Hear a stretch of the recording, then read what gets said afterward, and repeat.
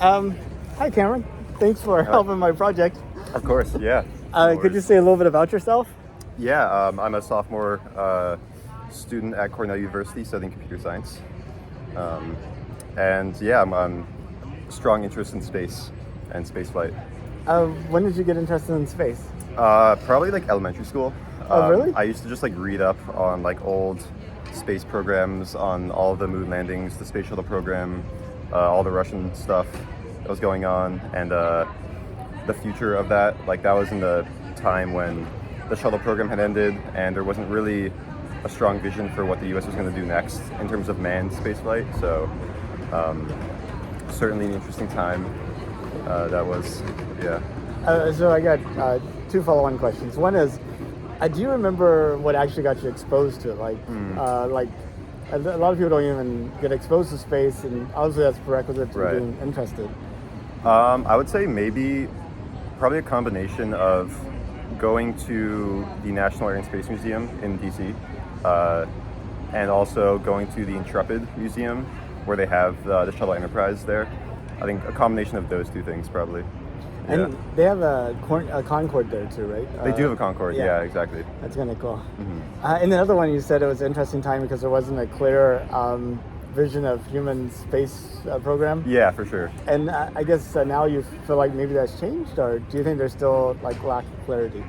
I think there's definitely some lack of clarity, at least compared to like the 60s or 70s. But I think when you look at what's happening now with like SpaceX, Boeing, and their commercial crew programs, and then the Artemis program, which is, it's not as like efficient or probably better than what we had in the 60s and 70s, but it's definitely something better than what we had back in 2014, 2015, where there was really everything was up in the air. So I guess when did you learn that NASA was planning to send humans back to the moon? I guess as soon as it happens in 2017, when they announced the Artemis program. Because before, I'd known about SLS before, and I'd known about it was called Exploration Mission 1 at the time, which was just supposed to be, I think there's like an asteroid capture mission in there somewhere, and there's some other stuff, but I don't think they had really committed to like a moon landing, or at least like a set timetable for that. So I guess right in 2017, when they announced the Artemis program, that's when I found out. Okay. Yeah. So would it surprise you that most of the people I talk to who I just meet at coffee shops on the street and stuff don't know about it? No, it probably wouldn't surprise me. I've also told people about, did you know we're going back to the moon soon? And they don't know. So I think the public has an interest in space when like a major event happens. But I think just like right now, when nothing eventful is happening, I don't think people know about what's going on. Yeah. Some people say that, what people ask, what's the purpose of sending humans to the moon or to the space station or things like this? What do you think the purpose is?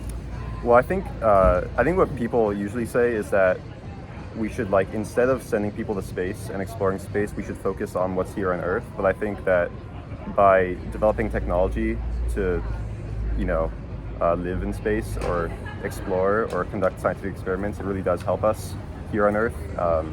And there are countless examples in terms of the computing industry, for example, but also everyday life. So I think it does help us, us humans on the Earth, for sure.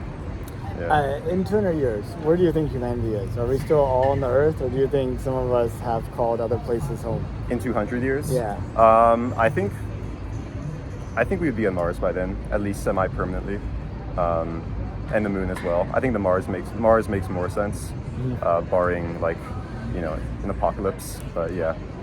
Why does Mars make more sense? I think just living there makes more sense. I think having a planet that's more similar to Earth, even though it is pretty different still, makes more sense than the Moon, for example. That being said, I don't know what could change, what technologies we have in 200 years, but that'd be my guess. I know you get Ithaca's winners all summer long without any of the air pressure. But that's better than vacuum and having a 14 for sure. day. Exactly, yeah. And let's see, if you could, would you take a trip to space? I would, yeah, in a heartbeat. And like, how far would you go? Just to orbit, to the moon? Would you immigrate to Mars? I wouldn't emigrate to Mars, like spend the rest of my life there, but I would definitely go to the moon or go to Mars, even though it's a long trip. Yeah. What would have to be done so you're like, yeah, Mars is the place to be? I mean, like, how developed? I mean, like, could you develop it to the point where you're like, yeah, I'd go to Mars just like I'd go to New York City or something? I think that would take a while. I think, like, I don't know how you would combat like the radiation issue from like multiple trips back and forth for like 3 months at a time, or probably a little less than that once we have the option to do that. But yeah, I don't know how that would happen really. At least in the next 200 years. Yeah. Okay, so imagine you're a high schooler 200 years from now, and you're in history class doing a project about the 2020s. Right. So kind of like looking at this question from the opposite side, what do you think would be worth remembering about this decade in 200 years? About this decade, I think probably the shifts from how countries like operate their space programs. I think nowadays we're seeing a lot more like privatization of like, you know, with SpaceX and Boeing, sending NASA astronauts up. I think as of now, it's like we're in the interim period where I think a lot of people feel that like what SpaceX is doing is like a lot more productive and efficient than what NASA is doing now. And as a result of that, I think the Artemis program will be like NASA's final like full-scale like human space program.